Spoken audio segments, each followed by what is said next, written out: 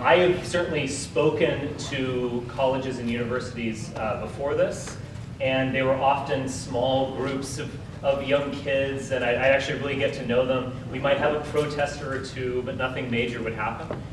This has obviously caused a huge scene. The fact that the president of Texas A&M University wants to create the world's largest safe space. I think we might need to call Guinness, 100,000 people.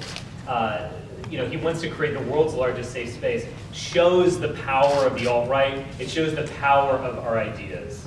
He might think that he's drowning us out or destroying us. He's actually making us much more powerful because he's directing energy towards us. He is demonstrating the truth, which is that our ideas are important. Our ideas resonate with millions of people. Our ideas are intensely relevant right now. So thank you, President Young, for demonstrating that.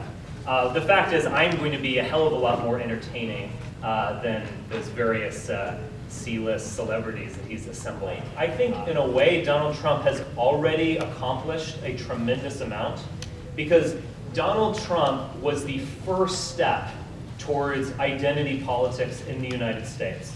He wasn't the last step or the last word on the matter, but he was the first step. Donald Trump is not a conventional conservative, and conservatives rejected him for that reason.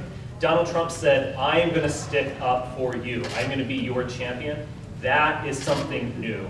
And of course, he is a Republican. The Republican Party is effectively the white person's party.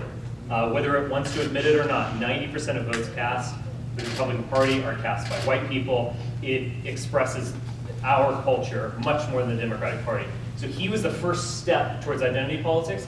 So in a way, Donald Trump has already accomplished that because he's shown that you can reach millions of people on the basis of identity and not the Constitution or free markets or bombing Muslims or whatever the hell John McCain and George Bush wanted to do.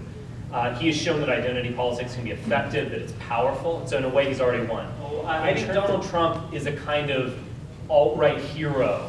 Donald Trump and the alt-right have a deep connection, and because we're both about identity. The alt-right is about identity.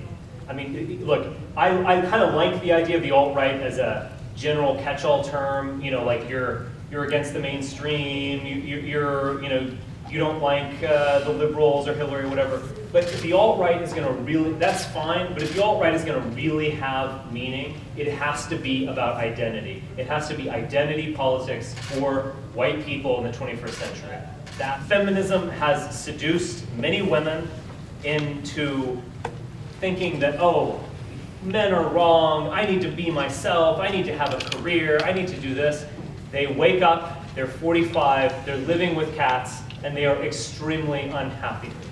Feminism has not brought a lot of happiness into this world. They live with cats? What is that? Many of them literally live with cats, but I'm obviously making a colorful joke.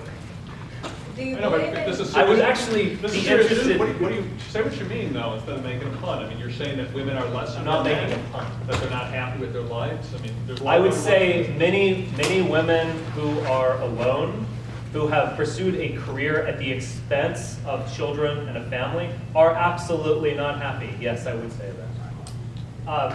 Look, I recognized early on that I am going to be a heretic, and that, again, I don't want to be fringe. I want to be mainstream. But I recognized early on that I was going to have to live the life of a heretic.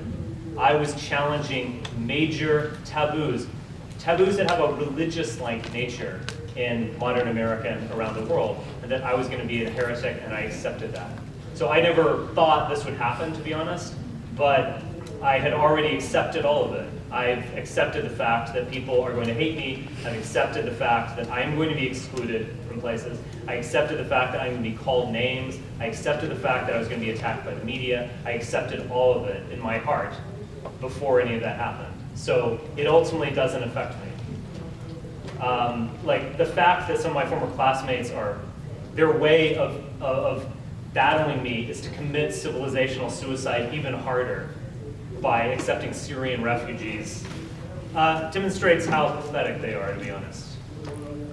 To be really blunt, I don't give a shit.